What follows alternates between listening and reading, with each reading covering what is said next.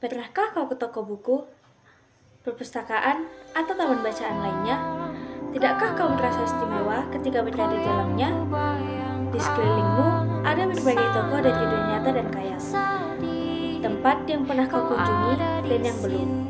Informasi dan cerita dari masa lalu, masa kini, dan masa depan. Semua berpadu, semua berada dalam genggaman. Saat berada di toko buku, tidakkah kau merasa menjadi raja dan ratu? Ruang dan waktu seolah menyatu tanpa batas.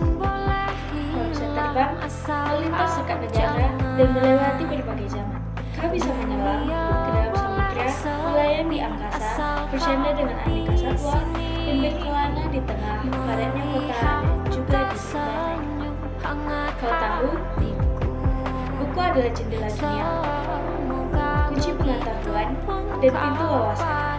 Muhammad Hatta, sang proklamator, berkata, "Aku rela di penjara asalkan bersama buku, karena dengan buku aku bebas."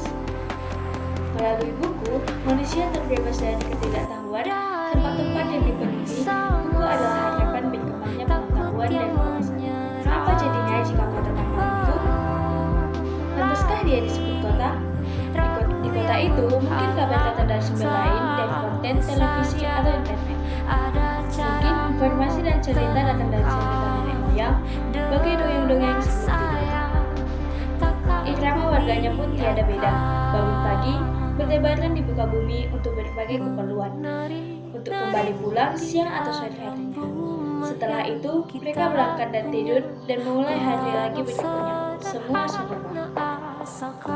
Di kota itu, mungkin ada bangunan bernama perpustakaan. Di dalamnya, buku-buku berderet dalam rak tak terjamah. Tiada tangan meraih dan membuka halaman demi halaman dengan sukacita. Mungkin juga ada tumpukan buku di sudut-sudut sekolah yang sepi dan berdebu, jarang dikunjungi, jarang dibaca. Buku-buku di sana tergantung tanpa nilai. Bagaimana dengan kamu? Mungkin kau tinggal di tengah kota yang megah, atau di gang sempit di desa kecil, di sisi pesisir, atau di kaki gunung. Adakah perpustakaan taman bacaan, atau toko buku dekat di kamu? Jika ada, apakah tempat itu menjadi wadah berkumpulnya anak-anak dan warga? Menjadi pusat perkembangan wawasan dan pengetahuan, atau hanya jadi pajangan? Maukah kau menjadi orang yang menghidupkannya?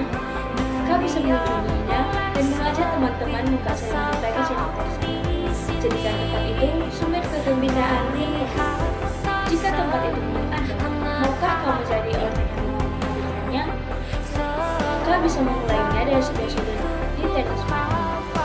Ajak teman-temanmu memulai langkah baru. Jangan biarkan waktu berlalu tanpa buku. Siapapun dirimu, bersabarlah dengan buku. Dia akan menjadi teman sejatimu sepanjang